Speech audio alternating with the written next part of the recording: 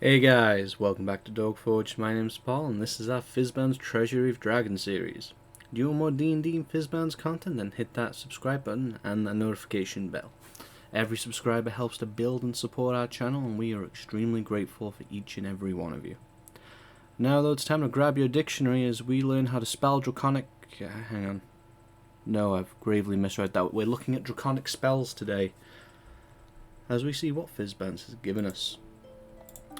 So we're going to be going through each spell, and I'll give you my thoughts on each one, but first off, I just have to recognize how nice this table is. You know, if you go back as far as, say, Xanathars, you just had, these are each spell per level, then you had each class getting which spell, and it was split across multiple different sections, and not great to reference, to be frank.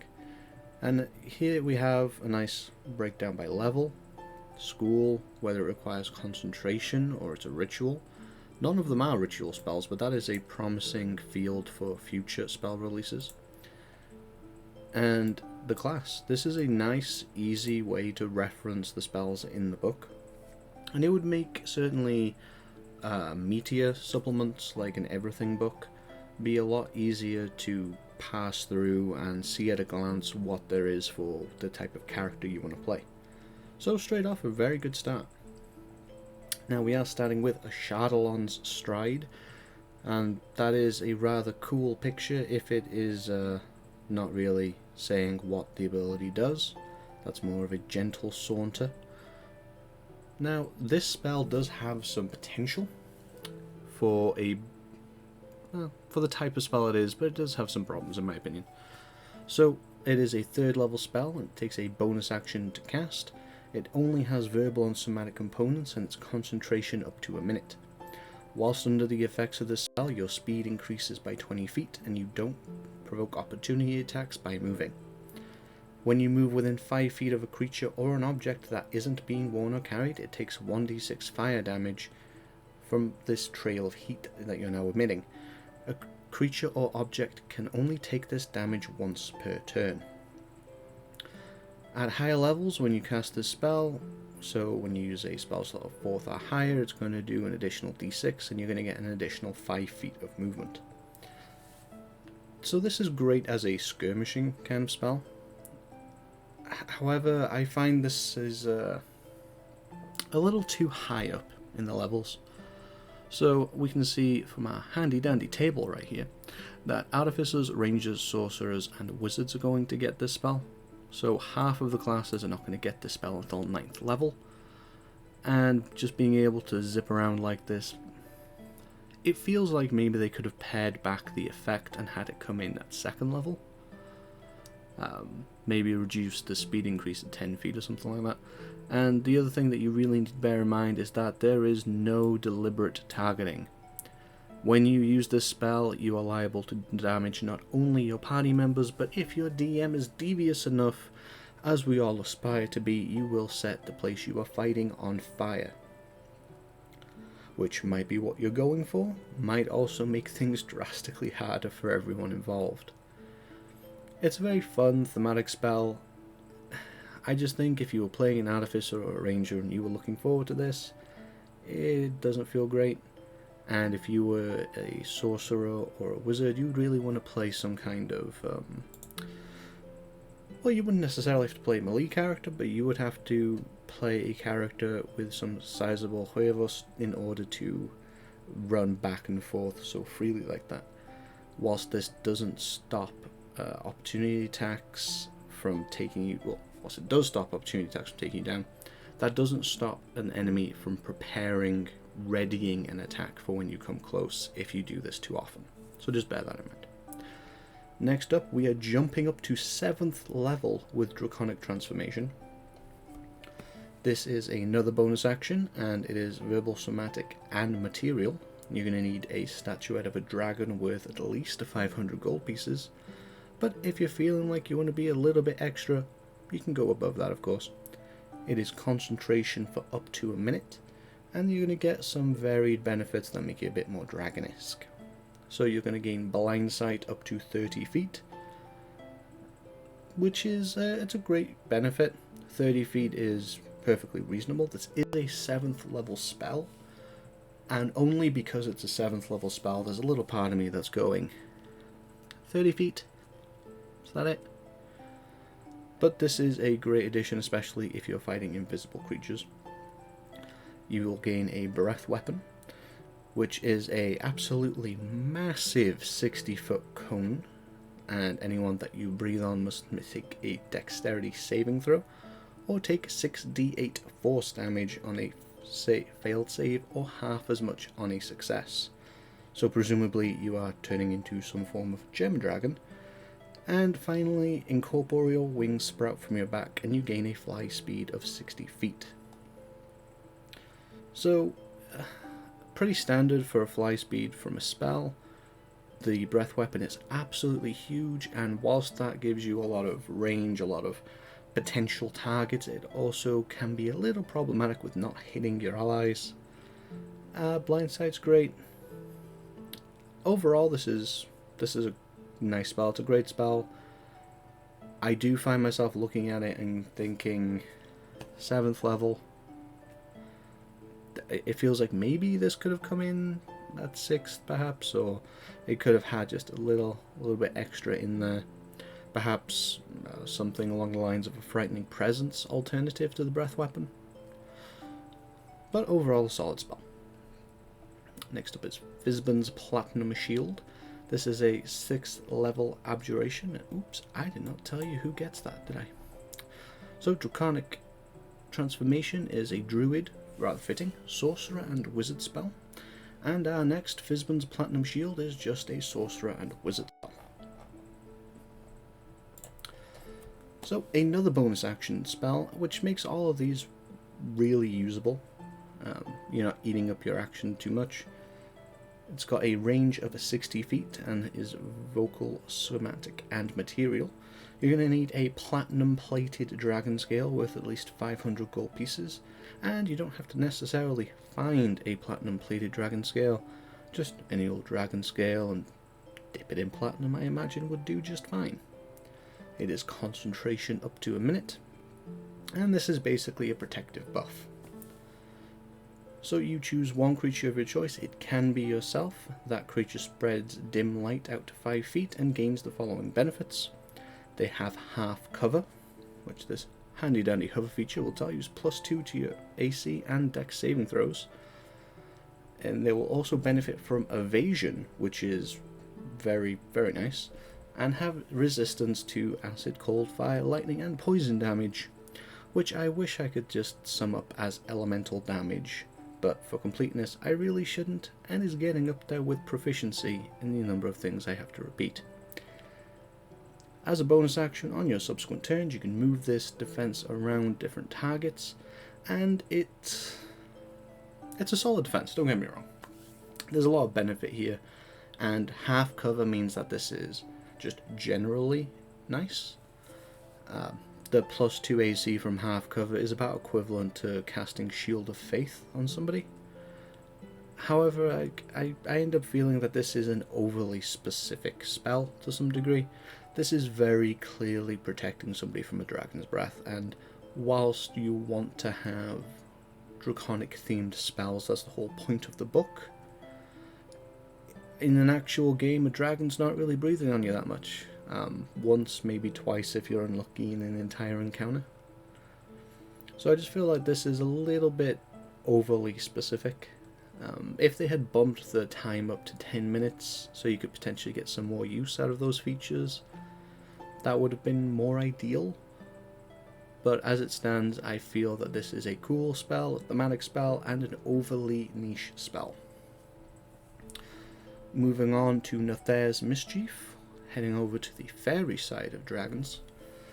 This one is a 2nd level spell, casting time of 1 action and range of 60 feet, and is gotten by bards, sorcerers, and wizards. If you're seeing a theme, we will address that later on. So it's going to be concentration up to a minute, and it's a bit of a fussy spell, to be honest. It requires somatic and material components, but no vocal, although you will need a piece of crust from an apple pie, It doesn't specify how fresh that pie has to be, though your DM might get picky. You fill a 20-foot cube you can see within range with Fey and Draconic magic, and then you roll on the Mischievous Surge table to determine what happens. You can move the cube up to 10 feet before you roll on each of your subsequent turns until the spell ends. So it's just a small d4 table.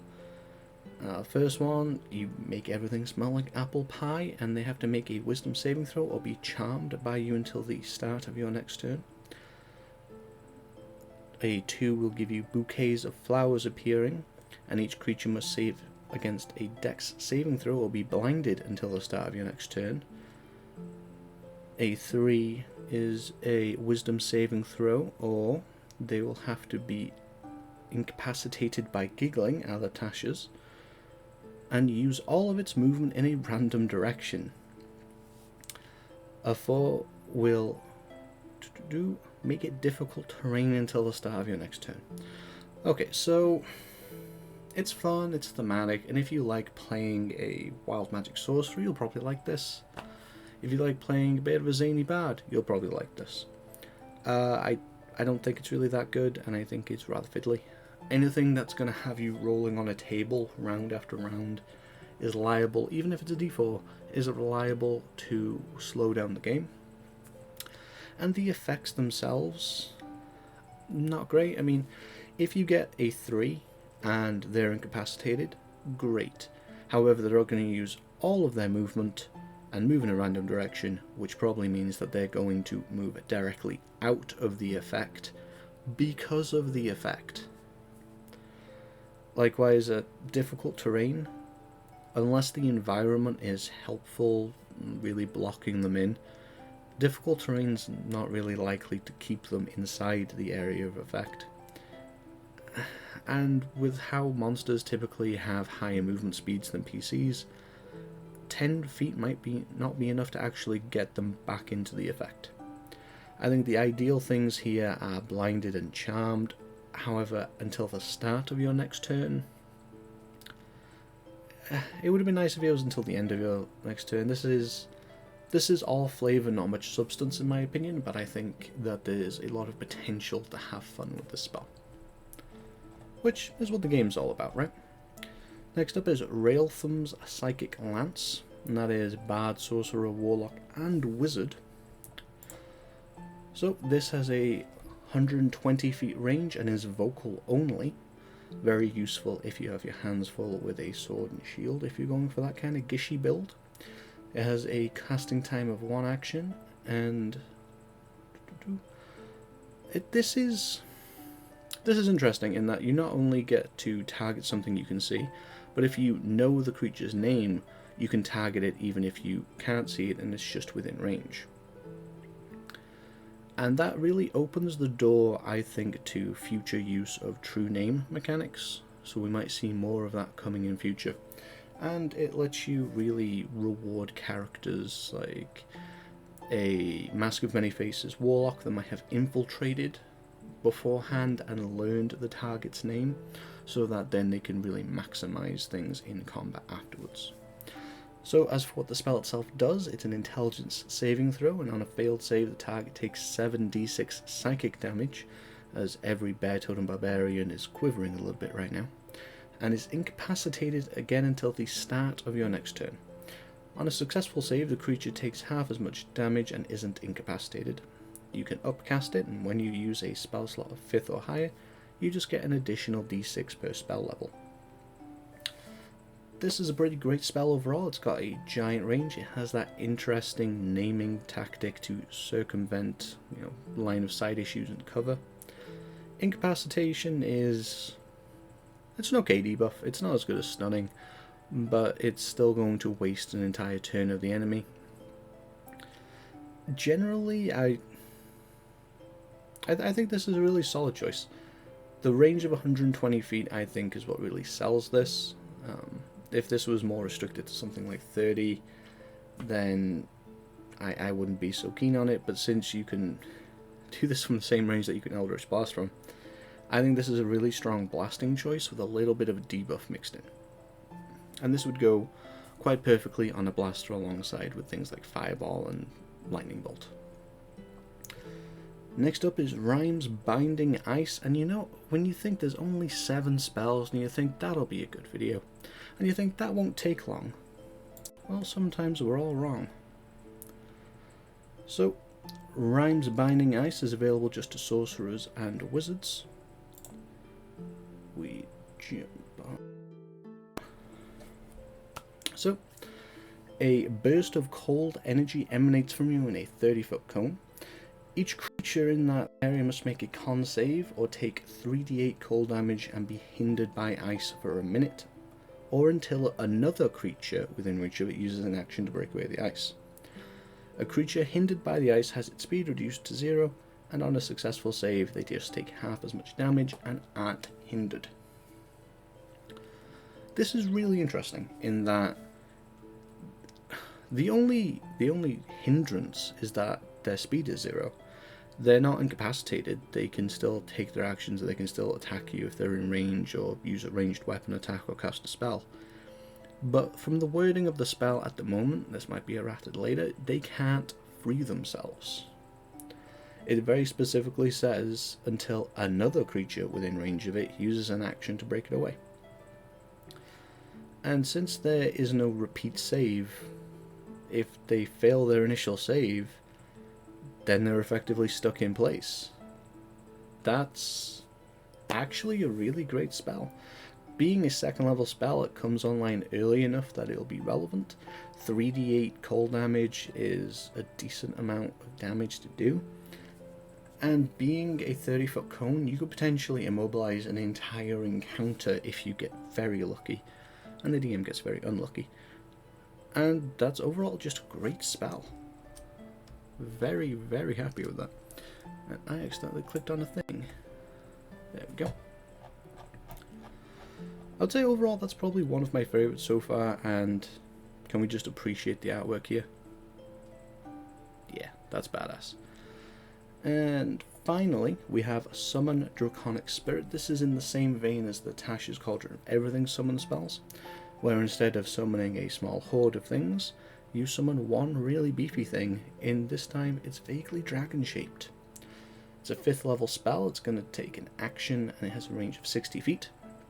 It is vocal, somatic, and material, and requires a dragon engraved onto an object, and the object needs to be worth at least 500 gold pieces. It has a duration of up to an hour, or until you stop concentrating on it. And you get to summon the Draconic Spirit within a space you can see within range. When you cast it, you choose whether it's chromatic, gem, or metallic, and it resembles a dragon of the family it comes from. And then, yes, it disappears when it drops to 0 or the spell ends. It's friendly to you and your allies, and acts on your initiative count, but acts immediately after you. It obeys your verbal commands. So if something like silence gets thrown up, you will be shut down from controlling it. And it'll take the dodge if you issue no commands to it. Now, does this actually require...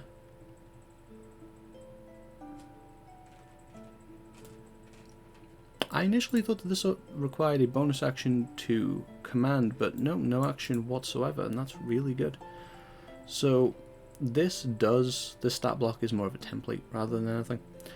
So 14 plus the level of the spell, so this is going to start out as an AC of 19, which is already really high.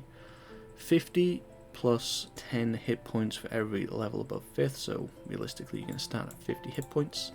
That is not a lot, but if with a high AC that balances out, that's fine. 30-foot movement speed, 30 feet swim speed, and a 60-foot fly speed, so it's quite mobile. The stat array is pretty good overall. It's got positives in everything except intelligence. And then this is an interesting part. So it has resistances to all damage types in the family that you choose, which is pretty crazy and will make those 50 hit points really go far. It's immune to charm, frightened, poisoned, 30 feet of blind sight, 60 feet dark vision, understands Draconic and any languages you speak, and it has a shared resistance trait that lets you share one of the dragon's damage resistances until the spell ends. So whilst the dragon will have resistance to all of these things, you do have to pick one, and of course you're going to pick whichever is the most combat appropriate at the moment. It has a multi-attack where it uses rend a number of times equal to half the spell's level rounded down, so starting off with 2 attacks and going up to 3 when you upcast it at 6th, and it uses its breath weapon, and that's every turn. So starting off you're going to get 2 rends and a breath. Rend's not bad, the attack itself's a little weak, but that's not too bad. A d6 plus 9 to begin with, and the breath weapon is a 30-foot cone, a dex save for half damage on a save, and it's 2d6, a damage type that, basically a damage type from one of the lists that you chose previously. And it looks like you can choose the damage type whenever you use the breath weapon, and that gives you a lot of flexibility. So the value here is more in how much stuff you're doing rather than single high value attacks, because a d6 plus 9, it's not a lot, but when you're doing that twice plus a breath weapon, that's going to add up very quickly, and I can see this actually devastating hordes of minions, or really getting up in the face of a boss monster and really annoying it. Its damage resistances and its AC are high enough and, well, many enough that depending on what you're fighting, this dragon could actually last a long time. I think this is a really powerful summon. Well, it's certainly very potent, but it does depend what you're fighting. And I think that it's fantastic that for once the sorcerer is getting a summon spell, and of all of them, Summon Draconic Spirit is most definitely rather fitting. Which brings us on to our last point, and that is the sorcerer gets all of the spells. As a sorcerer fan, that feels so good. You have no idea, that feels so good. The only classes not getting any spells here are the Paladin and the Cleric, because I guess they don't see people worshipping dragons. I could see, if Fizban's was taken down to a 5th level, I could see maybe a Paladin using it. There's nothing really that screams Cleric, so yeah, that's fair enough. Although a Trickery Cleric getting access to Nether's Mischief would certainly be fitting. Overall, it's a rather solid spell list. The summary table is one of the highlights, but that's just because I've had to reference spells in the older books too many times. If I had to pick a favourite spell myself personally, I would probably go with Rhyme's Binding Ice. The Psychic Lance and the Draconic Spirit are cool and all, but 4th and 5th levels are a little bit up there compared to what most people are going to play.